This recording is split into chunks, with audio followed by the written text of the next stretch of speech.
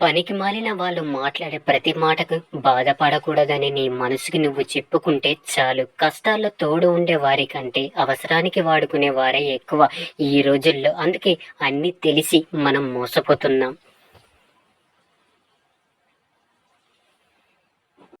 ఏది శాశ్వతం కాదు ప్రపంచంలో. అన్ని స్వల్పకాలిక బంధాలే. మనమంతా కూడా కాలంతో కొట్టుకుపోయే వాళ్ళమే. ఎప్పుడు ఎవరికి ఎలా రాసి పెట్టిందో ఎవరు చెప్పరు, చెప్పలేరు.